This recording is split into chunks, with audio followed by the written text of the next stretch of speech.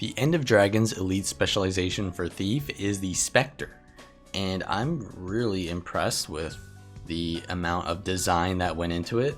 Now obviously there are issues with it because it's a beta and I'd like to see some changes, but for the most part I see a lot of potential. So let's just go into the play style, some of the mechanics, and then I'll show off some gameplay. So first of all, Specter, whenever you go into the Specter, you lose 3 initiative. So you normally have 12 initiative as your max. Because I went into trickery here, I have 12 still, right? So I don't have 15, I have 12 initiative. And that's really not that bad because the initiative costs of the Scepter are pretty fair. And it's more of a DPS or like a sustained playstyle anyways. So losing the burst potential of having higher amounts of, initiative isn't really that bad. You also get the ability to go in Shroud. So you're going to be gaining Shadow Force, mostly by landing your steel, which is now called Siphon, which is like a 1200 range steel. It'll give slow and vulnerability, and because I have the Deadly Arts enabled, I'll get poison, and then trickery also gives me, the thrill of the crime stuff. Normally you want to be hitting an enemy with this because it'll give you Shadow Force. If you do it on an ally, it will give them barrier, but it won't give you Shadow Force. So generally I like to do Siphon on enemies, but then you have a lot of other abilities that give barrier to your allies. And giving barrier to your allies will give them Rot Wallow Venom, and that will allow them to use that venom to hit targets, and you'll be basically allowing them to deal torment. So it's a lot of torment on this spec, and it will use your condition modifier on their torment that they're giving out. So yeah, you want to go for like Plague Doctors or Sage's Amulet. And essentially how the Shroud works is you go in Shroud. It's just like Necromancer Shroud where it replaces your life bar, so you're not taking damage while you're in Shroud. But you essentially don't have as much play around your Shroud because there's really no traits that enhance your Shroud. Like Necromancer, for example, Necros have like 5 trait lines that will enhance how their Shroud works. So they really love to be in Shroud and they're getting a lot of value out of that. For Specter, you have, Trickery and Deadly Arts. They can, boost your dual wields and stuff like that, but there's really nothing that goes with your Shroud. I would like to see Improvisation somehow work with Shroud in some way to enhance it or something like that, so that it can be a little bit more interesting. Not that the Shroud skills aren't interesting, but it's pretty much the same for everyone. So an interesting thing about the Spectre is that there's this new targeting mechanic where you can actually target heals on allies, whereas normally on other support builds, you actually have to use proximity to go near someone and heal them with a ranged ability or use a ground target ability to heal. But with Spectre, you can actually target someone and heal them. So that means it's a little bit more single target healing, which can be better in small scale situations. Like you're trying to pocket heal your E-Girl, that's going to be a lot more easy to do on a Spectre because you're going to have constantly targeting them. But in like open world, it may be difficult to target a specific player when there's so many things in the way. And even in PvP, you've got things like pets, you've got binding roots, and all of those things can mess up with the targeting that you're trying to do. So I feel like there really needs to be the ability to keybind like focus target, which is a mechanic in WoW where you create essentially a target for only yourself that you can see, and then later on you can take the target for that and no one else can change that. So there's kind of like this playstyle where because you're not using initiative when you're in Shroud, you want to use all your initiative and then you want to go into Shroud, and from there you don't need to use your initiative points because you're using Shroud. And by the way, using initiative also gives you Shroud. So how I gain Shroud is using Siphon on an enemy. I have the trait that gives you Shroud when you torment enemies, and also using initiative. So that's mostly how I'm going to be gaining my Shroud. But yeah, you use all your initiative essentially, and then you go in Shroud. And also what's interesting is quick pockets will work because it's essentially when you go into Shroud, it's like a swap. and quick pockets will give you initiative when you enter Shroud, so that's kind of nice. And you just go in Shroud real quick, and then you can't really do too much after you use everything, right? Because you can't focus too much into that. And then you just leave Shroud. And there's a trait called Consume Shadows that whenever you leave Shroud, you lose all of your life force or shadow force. And you give that out as healing and then barrier if they're at full HP. So essentially what you want to be doing is just spamming your skills so that you get as much life force as possible. And then when you run out of initiative, you're going to go into shadow form and just use your fear, your 5, and then you're going to use your 4, which is kind of nice, the 2, and then you're going to leave Shroud as soon as you get to full initiative, and then you just kind of spam again, and that's going to be like the rotation. So obviously with dual wield attacks, you're going to have the potential to have a Scepter 3 with pistol and then a Scepter 3 with dagger. Mostly the Scepter 3 with dagger is just like a perma chill with weakness and a little bit of poison. So it's kind of nice for like perma chilling, but it's more of like a DPS build for that. Whereas with the pistol offhand, there's a lot of potential. So you have the ability to port to an ally with the 3 skill, and then that'll heal them. And then you can just target that ally and give them quickness, regeneration, and tons of barrier. Really strong skill. And it only takes like 6 initiative to get to that point.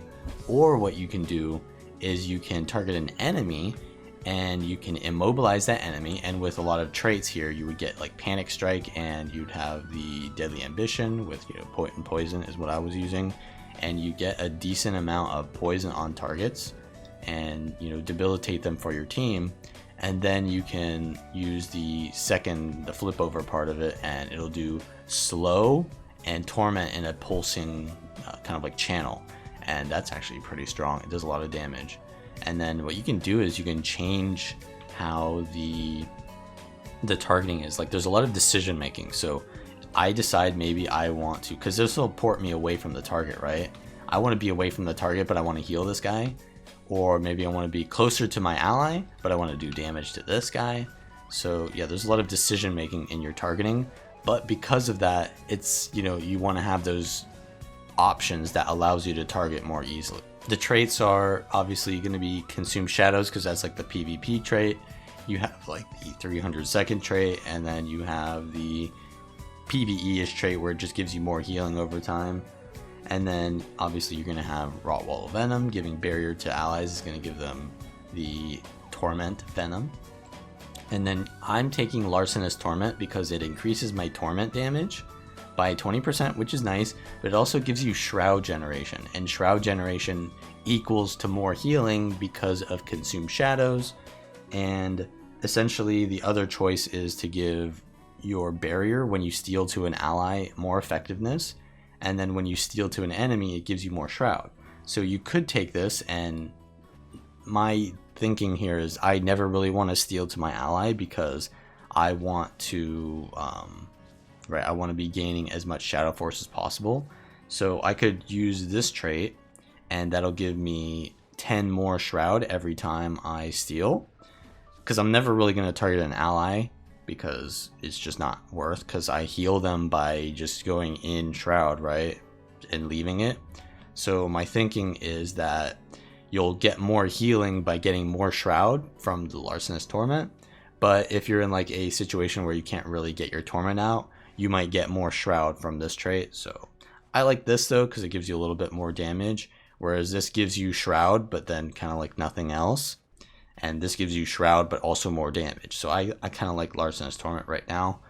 This trait is kind of interesting because it gives you like the same effect as that one Shadow Arts trait where you heal nearby allies whenever you use a Shadow Step. And then obviously the utility type is Wells for Thief, but all of your wells will actually shadow step you, which is pretty interesting. I didn't really use the wells too much though, because I felt that whenever you want to use a well, you kind of don't want to shadow step into that area. The elite skill called Shadowfall is kind of like a gravity well with the port in, so that's kind of interesting. You can like pull people in and then blind them, and can be useful in some situations for your team. So there were 2 main builds that I found useful for the Specter, And first one is like this perma stealth shadow arts build, because you can actually heal people while you are in stealth without revealing yourself, except for the auto attack, which will reveal you. So it was a Plague Doctor's build with the Tormenting Rune, because when you give others the Wallow Venom, it will make them do Torment, which will actually heal you when they give out Torment that you've given to, them. So that was pretty good healing. And I took the short bow with energy agility and doom cleansing on the scepter pistol, because when you go into Shroud, it will proc your swap sigils. So swap sigils are very good on Specter. And essentially the traits are going to give you Merciful Ambush for the stealth and res potential and healing when you're in stealth. And then Shadow Savior, which is going to heal allies when you teleport to them. So your main teleport to them is going to be your 3 skill, but you also have a bunch of wells. So your heal well is going to give quite a bit of healing. You also have Alacrity, and then you have Well of Bounty, which is kind of interesting. It's pretty low cooldown, and you'll port and then give out a priority of boons. So if you look at the top, the priority that it gives out is from the top. If they already have that boon, then it goes on to the next one, but it starts out with regen, protection, resistance, and so on, and it keeps going down further. But it only lasts 5 seconds. And then, you have your third well, Shadowfall. So you can give out a little bit of Alacrity here. In PvP, I would take the Sage Amulet with the Rune of the Flock for this build, Cleansing and Doom on the short bow, and on the Scepter Pistol, I would take Transference and Energy. What is pretty interesting about this build is you have quite a bit of access to stealth. So obviously your heal skill will stealth you because of Shadow Arts. You can do your Black Powder into your Blinding Powder and give a lot of stealth to nearby allies. You also have the ability to use your Black Powder, then go in Shroud and then press your 2 skill, and that will blast your stealth. Then you would leave Shroud and you'd be able to go Black Powder, and then you can even swap the short bow and blast that for your teammates, though you have quite a low initiative pool, so use all of your initiative to do that. But yeah, you have a decent amount of stealth access, and while you're in stealth, you're going to be getting more initiative, and you can also port to nearby allies and heal them because you have Shadow Savior and Traversing Dust. So you can use all of your wells to port to your allies, give them stuff, and you can also use a lot of your 3 skill in Scepter for a lot of healing. The second build I was running was a little bit more selfish. It had the Sword Dagger as well as the Scepter Pistol, so you can still heal your allies with the Scepter Pistol 3, and that's also going to do quite a bit of damage if you use it on enemies, because the 3 skill is a dual wield and an immobilize, so it will proc the Deadly Ambition and the Panic Strike with the Potent Poison. So it does quite a bit of damage while also having the ability to support allies, and you can choose which one you want to do in that situation. It also would be using the Tormenting with Plague Doctors, and then on the Sword and Dagger I have Energy Vision, and on the Scepter Pistol I have Cleansing and Doom. Now you are running Plague Doctors, so you don't really have that much crit synergy, so you could probably take something else here, but I was thinking more for the PvP oriented build where you have Sage Amulet and Aristocracy, which is going to give you Intelligence. So the Intelligence is nice with Sage Amulet because you can go into your Shroud and that'll give you the Intel Sigil there as well, and yeah, you would be able to crit, and that can do a decent amount of damage. But yeah, in the World v World version, you're using Plague Doctor, so you don't really care too much about that Intelligence Sigil. But essentially you want the Sword Dagger because it gives you a cheap mobility option, because the Infiltrator Strike is way more efficient on initiative than the Shortbow 5. Gives you a lot more movement, so you can be a little bit more aggressive, and because Sword Dagger actually kind of scales well with Deadly Arts, because you would be giving Panic Strike and Deadly Ambition with your 2 and 3 skills. So even in like a situation where your team doesn't need heals, you can still kind of like chase and immobilize targets for your team. And yeah, it's pretty decent. So I have this like Trickster setup where you're a little bit more self-sustainable, you have a little bit more dodges, and it's a bit more active. And Trickster can give you quite a bit of escape potential. You still have the ability to stealth with your Pistol 5 into your Shroud 2, or even your Black Powder into your Blinding Powder. And then you're going to be having Larcenous Torment because you're a little bit more damage oriented, and your Torment is going to do more damage here. So mainly I have Hungering Darkness on both builds because to be able to tether your ally and Condi cleanse them is pretty powerful. And it will also heal you when you cleanse conditions. So here's an unranked match with the Deadly Arts version that I just showed. And obviously this is unranked, so not everyone's trying really hard. Everyone's just trying out the new specs or just trying to have fun. But you know, we're just gonna test it out as we're supposed to do.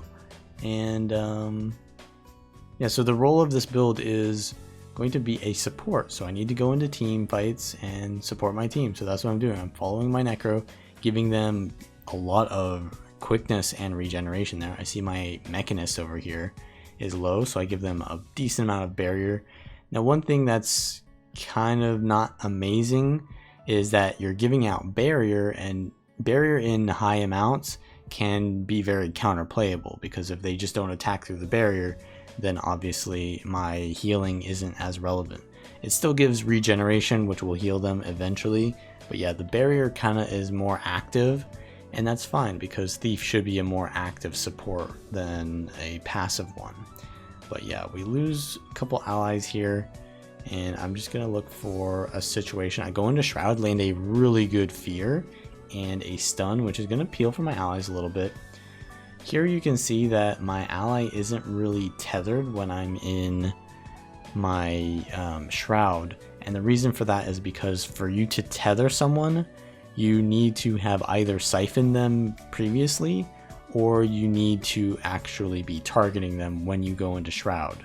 So really I need to be focusing on targeting an ally when I go into Shroud, even though the Shroud skills are meant to be used kind of aggressively on enemies. So maybe that's a little bit of a design flaw, is that it should just tether someone anyways if they're near you. But yeah, we're gonna go into mid, try to get some barrier on my Necro here. They're getting kind of just like free casted on by the enemy team. I get a really good stun here with my kind of looks like Desert Shroud animation there from Scourge, but it's a stability sharing skill. I'm pretty low on initiative, so I can't heal too much here, but I'm getting out a decent amount of barrier, and my heals are connecting. But yeah, I'm really low. I'm forced to go in stealth, but as you can see, the enemy team has their Mechanists, and the mechs are just popping off, so I can't do much through that cleave unless I was running like the, you know, perma stealth build, which has a lot more res potential. This is a little bit more aggressive, but we actually do get one down, so I go for a Blinding Powder and try to res, but there's a lot of blinds coming out from their team as well, and even though I get some poison out from my Sword 3, they rally, and now we're going to lose this fight. So I'm stuck on the sword here. I'm going to try to do a little bit of conditions here, but yeah, you can tell we're not going to get this fight. You know, we've lost this. I do go in for res prevention with my Shadowfall there, but it's a little bit late and we're going to have to back off. So the enemy warrior rampages me, but I have Shroud, so I should be fine. I'm just going to give out some of my heals to myself. And as you can see, I can counter pressure really well because the Scepter 3 with pistol is kind of weird. It's like the pistol dagger 3, but you don't require hitting the target to actually port backwards. So it has a little bit more you know, quality of life to it. It's a lot easier to use.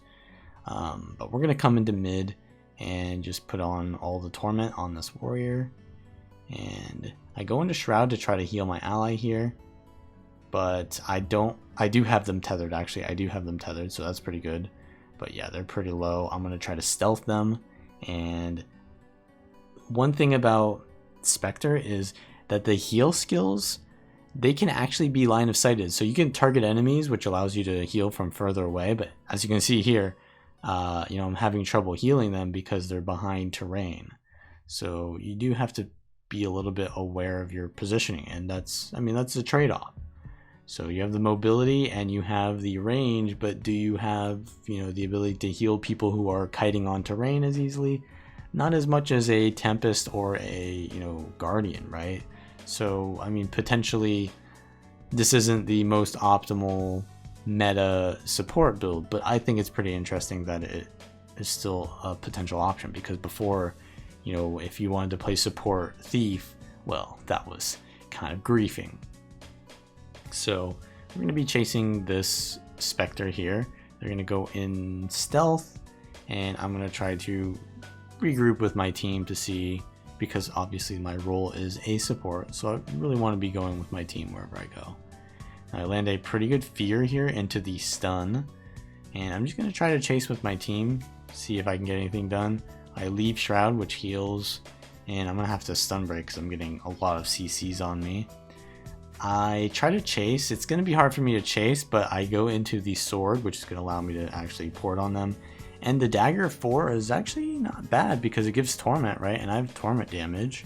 So yeah, Sage Amulet with dagger 4 isn't bad for sure. So we're going to get the stomp here. And now I see their Spectre here. I'm going to try to get a kill on they're running a Daredevil as well. And my team is all here. I'm going to try to get the kill here. So I'm going to go into my Scepter 3, get the Immobilize if I can, and just put out that slow and torment and poison. And they're probably going to die, so I can leave at this point after I get the cap maybe. Yeah, so we're going to actually chase this Spectre here. So I've got the Sword 3. Actually landed a 2.4k Sword 3 there, as you can see with the Intel Sigil. So with Sage Amulet, that's decent damage, right? I'm going to heal this Mechanist here, and as you can see, you can pierce the Scepter 3 there with the positioning. So even though it is single target with really good positioning, you can actually AoE heal your allies. So that's pretty nice as well. As I said, there's a lot of decision making to do on this build, which to me is very interesting. So we're gonna chase this kill here. We have home node and we've got a kill here, so we're gonna push into mid and try to get the kill on this berserker here. So I go into Shroud. I precasted the whatever that's called there, the stun, and I'm getting some good fears here as well.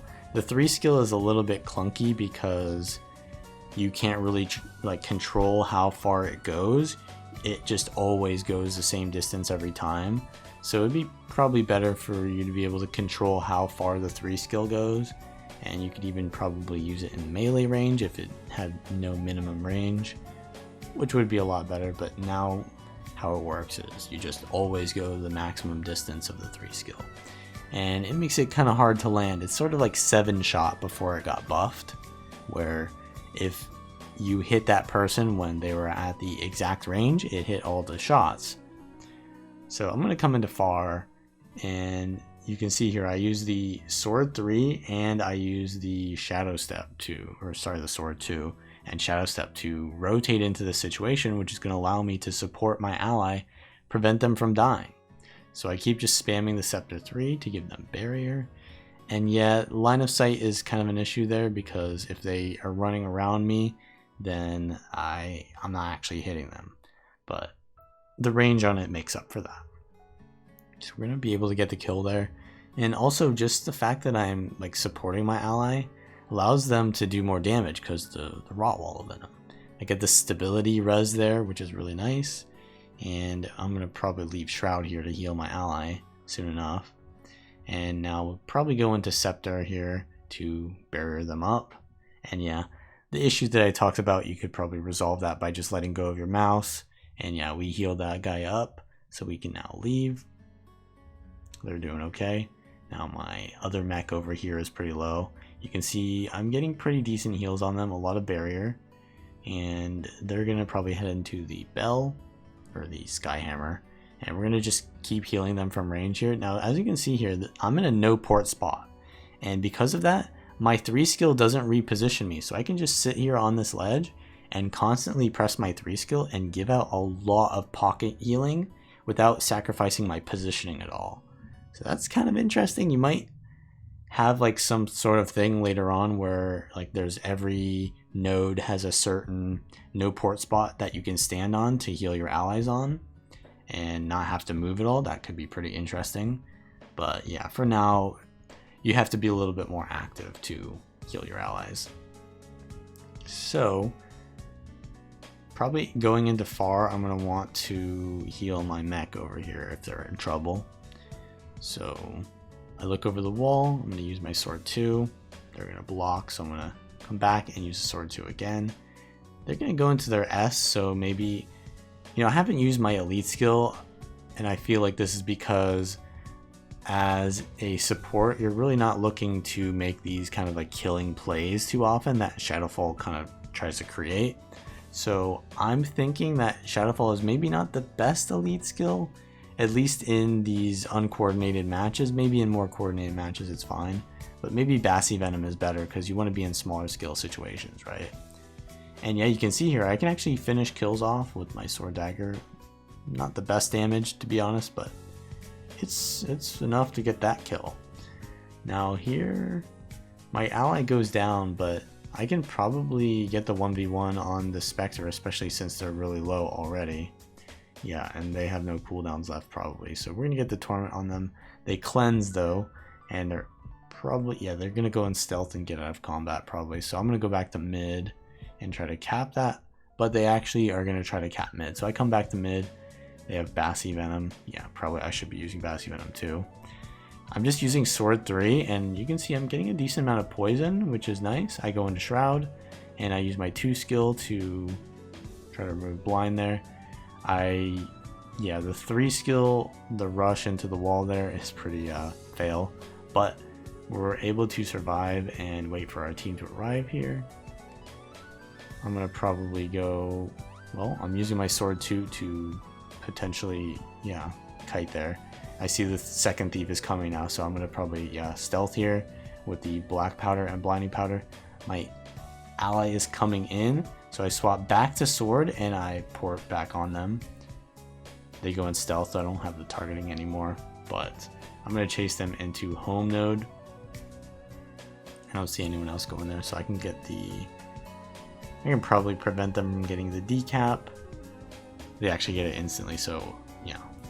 We're gonna just take this 1v1 now, and they're like what is this, a Shadow Arts Daredevil?